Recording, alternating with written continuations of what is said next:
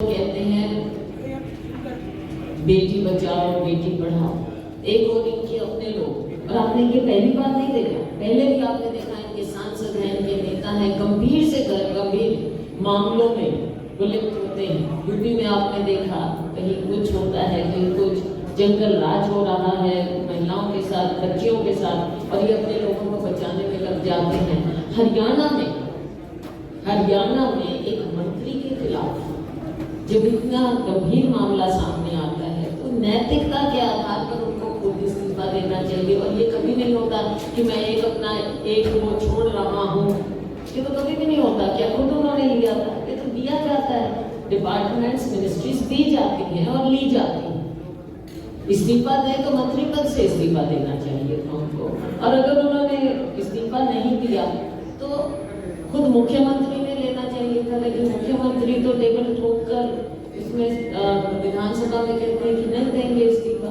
तो आप सोच सकते हैं कि क्या मानसिकता होगी। और अभी रही बात ये जो ताज़ा तौर पर बात हुई है, फिर से हमारे रेस्लर्स कैंटीन करने पर, महिलाएं रेस्लर्स, और उन्होंने इतने गंभीर आरोप लगाए हैं, इनके सांसद पर लगाए हैं जो कि एक बॉडी को हेड कर रहे हैं। तो हमारे जो मेधावी स्पोर्ट्स पर्सन्स हैं दुनिया भर में तो नाम कमा कर आते हैं, अपनी मेहनत कर ऐसी परिस्थितियों से निकल कर नॉर्मल घरों के बच्चे हैं, दुनिया भर में नाम देश का ऊंचा करते हैं। और अपने ही घर में आकर जहां से, जिस फेडरेशन से, जहां से उनको सपोर्ट मिलने चाहिए वहां पर उनके साथ कैसे क्या बर्ताव होता है, कैसे प्रताड़ित किया जाता है, ये सरकार को देखना चाहिए, गंभीरता से देखना चाहिए। पिछली बार जो वायदे किए थे इनसे, एक भी वायदा पूरा नहीं हुआ। क्यों नहीं रिपोर्ट सामने आई? क्या बात है कि ये बातें हो गई हैं दोबारा से धरने पर बैठने को? तो क्या महिलाओं का ये अपमान नहीं है? हमारे स्पोर्ट्स पर्सन का अपमान नहीं है?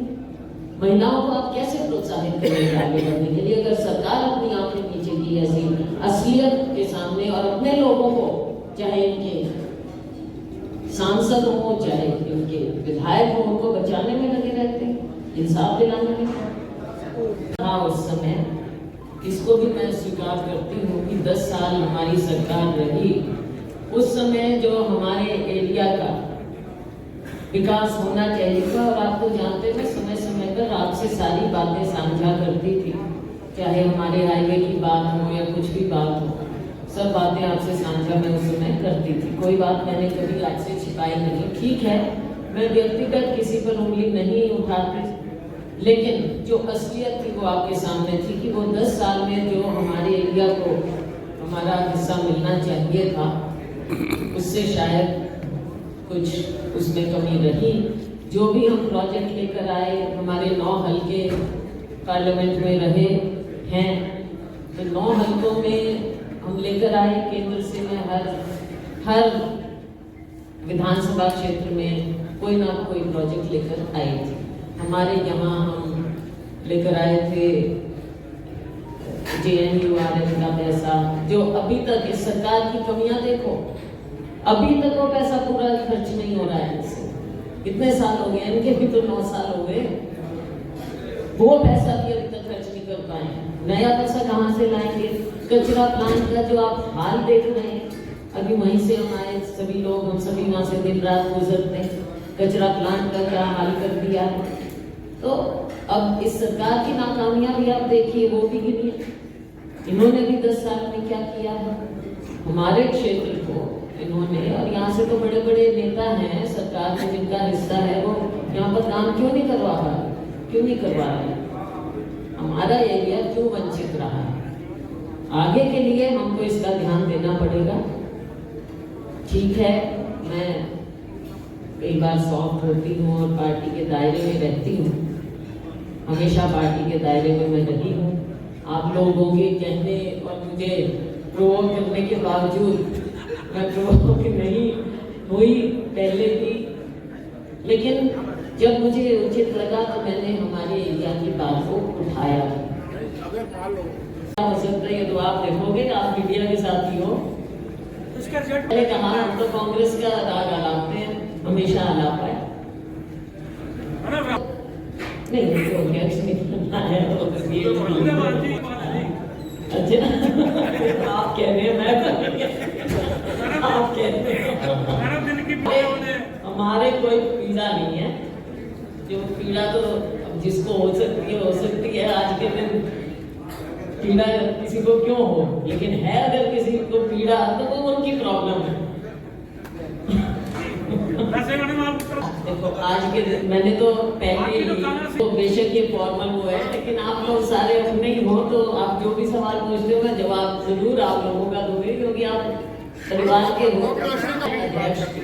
जब मैं अध्यक्ष थी तो मैंने तब भी कहा कि ये एक बहुत बड़ी कमी रही कि चाहे मेरा समय हो या और भी पहले ले जाएं, ये कांग्रेस पार्टी की कमी रही हमारी कि हम अपने साथियों को जगह नहीं दे पाए। मैं अध्यक्ष बन गई, मुझे कुछ और बना दिया, या मेरे किसी साथी को कुछ और, हमारे लेवल के साथियों को कुछ ओहदे दे दिए।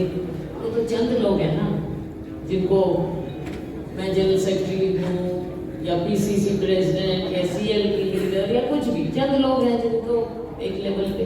बाकी साथियों का क्या होगा जो दिन रात काम करते हैं, इतने लोग आए हुए हैं यहाँ पर, फिर इनको ये भी तो डिजर्व करते हैं।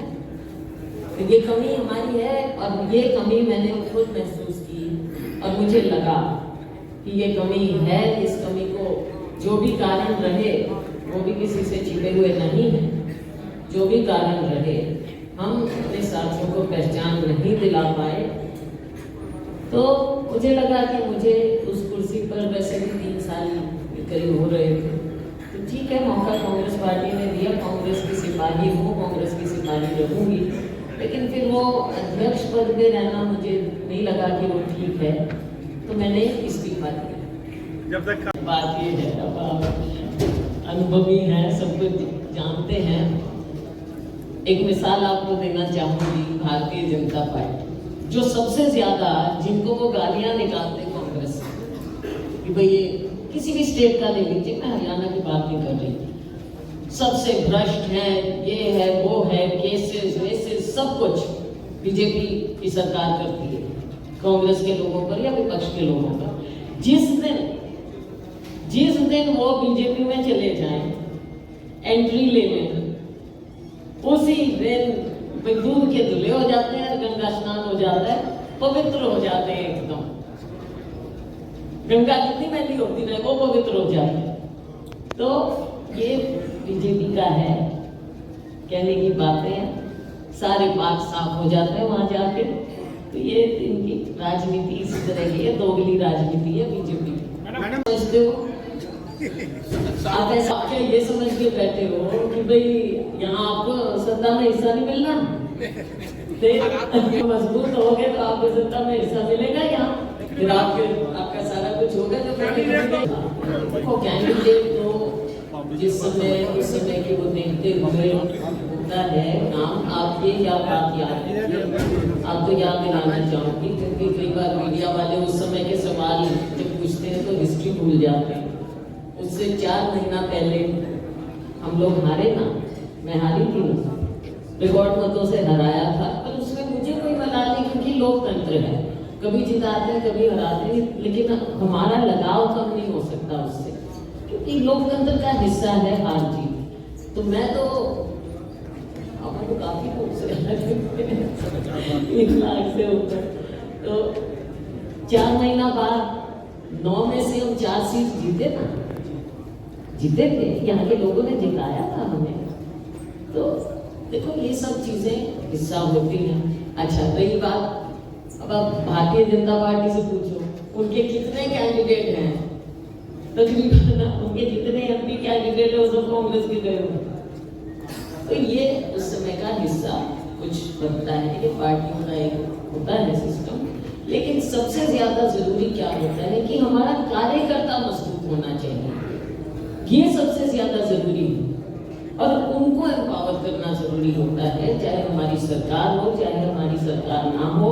अगर हमारा कार्यकर्ता मजबूत होगा तो हमारी पार्टी मजबूत होगी। और नहीं है, हमने इस बात पर बार बार आपने देखा AICC से हमारी तो वहीं से जनरेट होता है ना, AICC ने भी हमारे इस बात को पूरी तरह से उठाया है। इसकी पूरी जांच होनी चाहिए, निष्पक्ष जांच होनी चाहिए, हमारी पार्टी की मांग है, क्योंकि ये इतना गंभीरता का मामला है, देश की सुरक्षा का मामला है, इसमें हाईएस्ट लेवल के करप्शन का मामला है। तो ये सरकार जिस तरह से औरों के खिलाफ करती है, तो ये अपने लोगों के खिलाफ करवाए ना जांच करें, जो जिन पर उंगलियां उठाई गई हैं और एक जिम्मेदार जो अहदेदार रहे, गवर्नर रहे, वो एक बात उठा रहे हैं, तो जिनके खिलाफ बात उठाई है उनके खिलाफ ये CBI, ED, IT हर जगह भेजते हैं, वहाँ क्यों नहीं गए? अडानी जी के खिलाफ कोई इंक्वायरी क्यों नहीं हुई? ये जो आरोप लगाए हैं इनके खिलाफ क्यों नहीं सरकार कुछ कर रही? मैंने कहा जो इनके पास होता है वो तो गंगा स्नान किए होता है और बाकी सब चीजों के प्रति आंख मूंद लेते हैं। देख लीजिए आप, इसकी मिसाल आपके सामने, और कांग्रेस पार्टी पूरी तरह से इसको उठाया है, उठा रही है और उठाएगी, क्योंकि सवाल कुछ लोग बात कर रहे हैं। नहीं सवाल है ये सारी बहन जी ने सबसे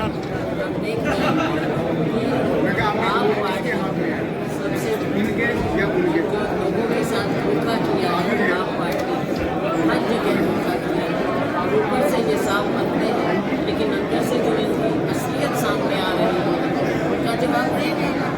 और हम तो कहते हैं कि आपस में एक ही सिक्के के दो पहलू हैं, करप्शन में लीजिए या किसी भी बात में लीजिए, लोगों को गुमराह करने में ले लीजिए, करप्शन में ले लीजिए। भारतीय जनता पार्टी और आप पार्टी एक सिक्के के दो पहलू हैं।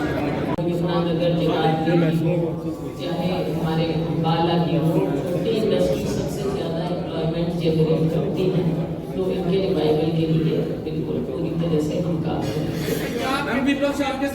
नहीं, ना तो बुलावा मिला। मैं आपको याद दिलाना चाहूँगी कि विपक्ष आपके समक्ष, वैसे मुझे समझ नहीं आया कि वो दोबारा रिवाइव करने की ज़रूरत क्या थी, जबकि हमारा हाथ से हाथ जोड़ो कार्यक्रम चल रहे थे। राहुल जी के यात्रा के बाद पहले भारत जोड़ो, फिर हाथ से हाथ जोड़ो यात्रा, वो कार्यक्रम पार्टी का चल रहा था, तो बीच में ये विपक्ष आपके समक्ष मुझे कहा गया कि ये शायद उसी का हिस्सा है या क्या है, मुझे नहीं पता है, इस बारे में मुझे मालूम नहीं, पूरी जानकारी नहीं है। लेकिन जब मैं अध्यक्ष थी उस समय ये एक पैरेलल कार्यक्रम CLP की ओर से शुरू किया, आपको याद होगा। तो आज के दिन मुझे इसका औचित्य समझ में नहीं आया। PCC का कार्यक्रम है ये, हाथ से हाथ जोड़ो है, या विपक्ष आपके समक्ष जो CLP ने शुरू किया था वो है, मुझे मालूम नहीं, लेकिन वो कर रहे हैं प्रोग्राम, कोई हर्ज नहीं है। काफी समय बाद शायद यहाँ पर प्रोग्राम रखा, जैसा मैंने कहा,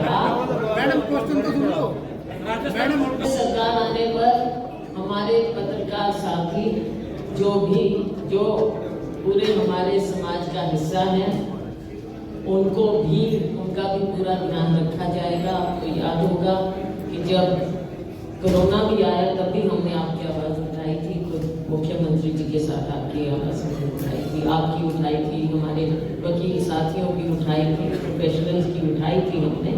तो हमारी सरकार आएगी, एक बात आपको कह सकती हूँ कि हम आपको खुश करेंगे, संतुष्ट करेंगे। नंबर 1 देखो, शैलजा की ना तो ये बापौती है, ना कोई और एरिया किसी की बापौती हो सकता है। ये कांग्रेस पार्टी है, कांग्रेस ने मुझे यहाँ पर मौका दिया और यहाँ के लोगों ने मुझे अपना MP बनाया, एक बार नहीं 2 बार बनाया।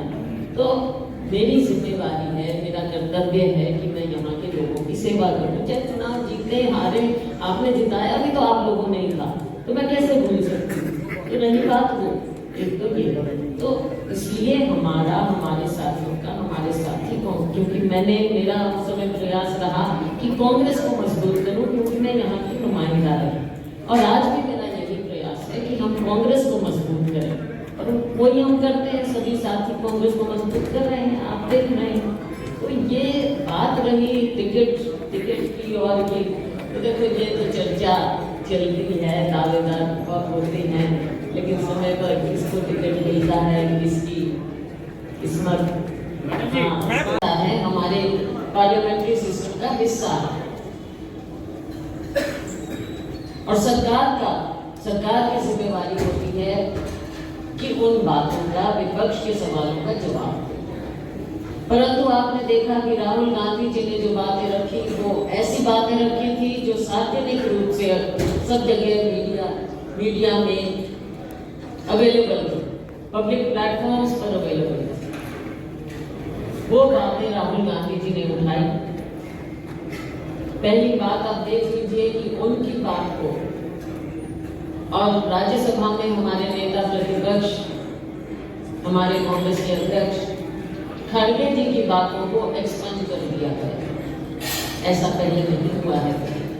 अनपार्लियामेंट्री बातों को ही एक्सपंज किया जाता है, ये भी हमारी प्रथा नहीं है संसद में।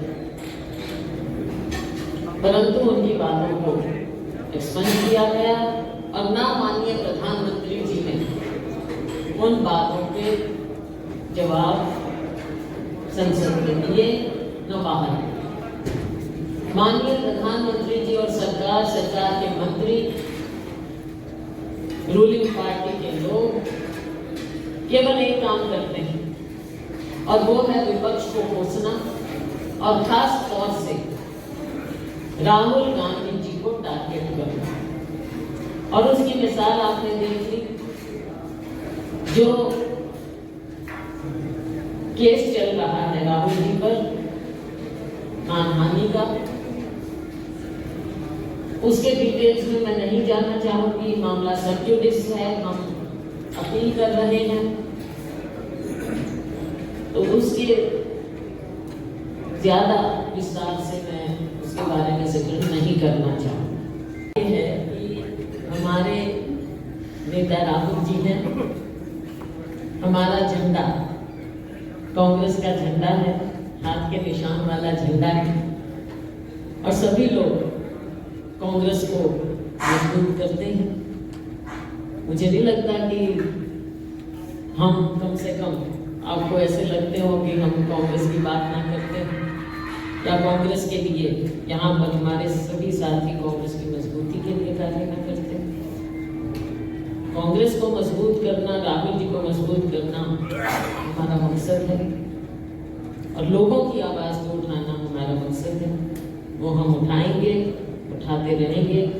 रही बात आपस की, जो आपने कहा, किसी भी बड़ी संस्था में, किसी भी बड़ी ऑर्गेनाइजेशन में आपस में थोड़ी बहुत इस तरह की बातें चलती हैं, ये हैं। लेकिन मुझे तो आप कब से जानते हैं, कम से कम 20 साल तो हो गए। 20 साल से आप देखते हैं। मुझे नहीं लगता कि कभी आपको ऐसा महसूस हुआ होगा कि मैंने कभी कांग्रेस को कमजोर करने की कोई बात की। मेरा कोई पर्सनल एजेंडा नहीं है। पर्सनल एजेंडा किसी का हो तो उससे कांग्रेस कमजोर हो सकती है, लेकिन हमारा कोई पर्सनल एजेंडा नहीं है, और हम कांग्रेस के लिए ही, कांग्रेस की मजबूती के लिए, नेतृत्व की मजबूती के लिए ही हम दिन रात मेहनत करते हैं। पूर्व में हरियाणा प्रदेश कांग्रेस कमेटी की माननीय अध्यक्षा कुमारी शैलजा जी हमारे बीच में मौजूद हैं। हम उनका हार्दिक अभिनंदन करते हैं। जिला यमुनानगर के सभी सम्मानित ग्रहण करें ताकि सुचारू रूप से ये प्रेस की कार्रवाई शुरू हो सके। ये तो आगे टेबल सामने कीजिएगा सभी पत्रकार मित्रों से। 1 to 1 आप करना चाहते हैं, ये बाद में होगा। आप सभी टेबल्स पे आ जाइए, आप सभी टेबल्स पे आ जाइए।